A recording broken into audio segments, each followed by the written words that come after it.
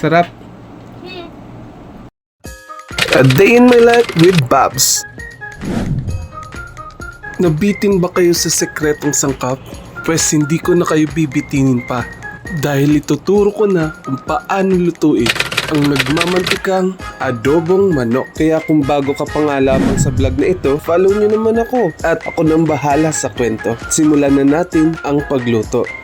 Siyempre ang una ay ihahanda mo ang mga sangkap. Hiniwa ko nga lamang ang patatas ng maninipis. At iset aside nga muna natin at oras na para hiwain rin ang sibuyas.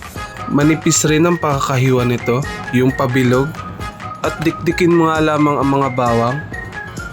At syempre dahil Bicolano tayo, hindi mawawala ang sili. At mukhang naihanda na natin ang lahat. Oras na para magluto.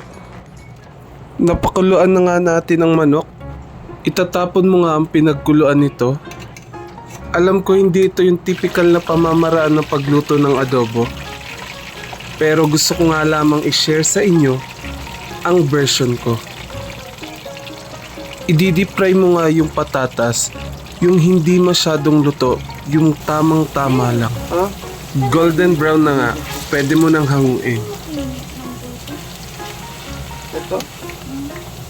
Ilalagay ko sa adobo. Sige nga. Bago nga lagyan ng toyo at suka, deep fry din natin ang manok.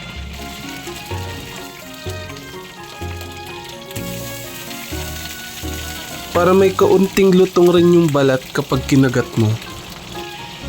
At isusunod mo na dito yung bawang. At para sa pandagdag lasa, lalagyan mo siya ng chicken broth. At isusunod mo naman yung toyo at suka.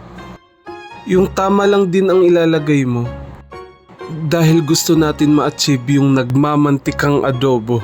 At ilagay mo nga yung kalahati lamang ng sibuyas. Ito yung sinasabi ko sa inyo nagmamantika. Natatakam ka na, no? Kaya hindi na natin papatagalin pa.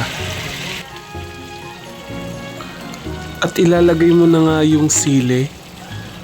Pwede mong dagdagan ng suka at toyo para marami-rami yung sarsa niya.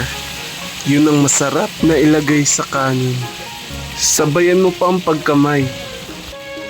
At magdadagdag ka nga lang ng 1 kutsarang asukal. At malapit na nga itong maluto, ilalagay mo na lang yung mga patatas.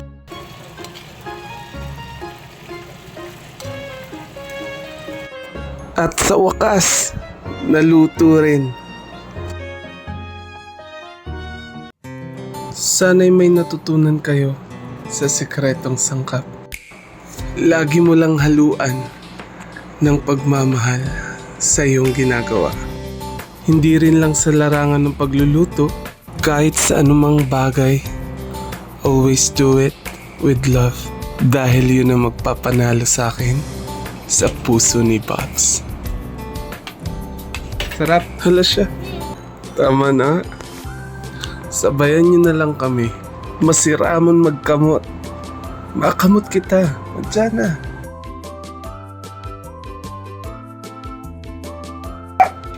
Gutom ka na.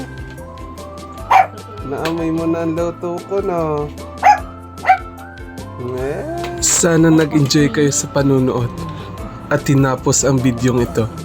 Paano ba yan? Hanggang dito na lang. Hanggang sa muling pagluluto. Adios.